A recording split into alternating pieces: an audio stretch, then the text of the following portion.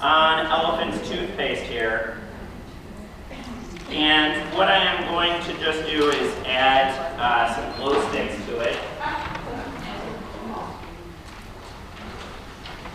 And so what we have here is I have a amount of soap solution with a little bit of water, and then manganese dioxide here. The instructions here for this demonstration, and I hope it's messy enough that I wish I had a bigger tarp. No, I hope I need it, but that I'm not using it, if that makes sense. So we'll see. In this, I typically do the elephant's toothpaste demonstration with potassium iodide. And when I do that, it works nicely. But this one here, we are going to be using these glow sticks here. And the reaction, if we have the potassium iodide, it gets in the way of the glowing of this. The manganese dioxide does as well, but to a little bit lesser of an extent, so that's what we're going to see.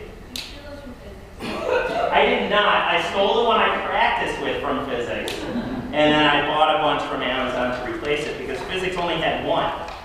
So if they had like a whole box, yes, I would have just stolen them from physics. So. All right. So then what we're going to do is add in here our 30% hydrogen peroxide here, about 100 milliliters.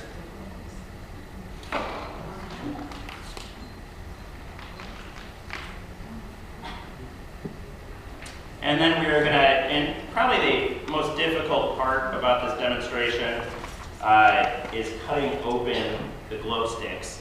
I am using a tin snips because I forgot the X-Acto knife at home today, so I'm borrowing my. And a PVC cutter works very nicely. A PVC cutter, I hear, works very nicely as well. The one thing you do want to be concerned about here, besides getting glow solution all over your fingers, is the fact that when you are breaking the glow stick, you're actually breaking a small glass vial.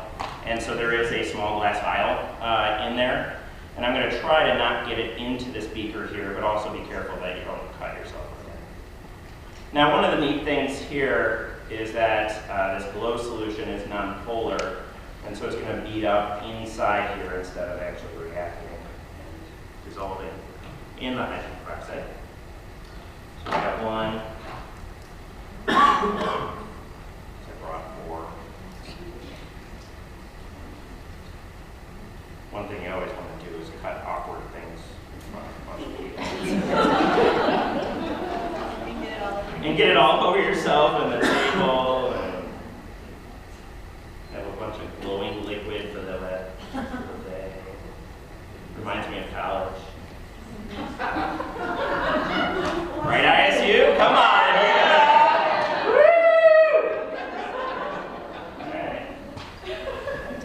Now I can, oh geez.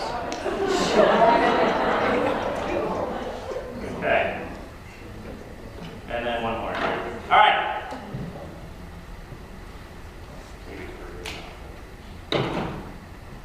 And again, I hope this is cooler than. All right. Now I'm going to add this soap. So this is soap solution with some manganese dioxide here. And even the manganese dioxide, which acts as our catalyst for this. See, my goal of these 2 demonstrations was glowing catalyst. And I took these demonstrations from the 2012 Flynn Morning of Chemistry. I thought, hey, we just did the 2015. Let's go back a couple years. All right, is it possible to get the lights again? Oh, yeah!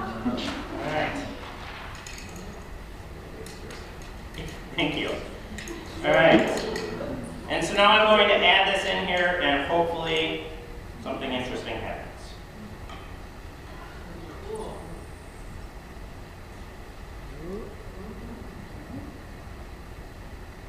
Now, in my, this glowing lasts, besides it being on the table, it lasts for about 30 seconds to a minute here. And I have not been able to, in my trials over the last few days, to get it to do a straight elephant's toothpaste where it goes whoosh, and it goes really big on there. And that's the one issue that I have on it, is the fact that it isn't going whoosh, and then the glowing kind of dies a little bit earlier than I want, but it still looks really cool. Yes? At Flynn with Irene. Yeah. Just a couple days ago, she used yeast as the catalyst. And yeah, so the yeast held, she said the yeast held the flow a bit longer. Oh, did it? Yeah. Well, that's good. That looks really cool.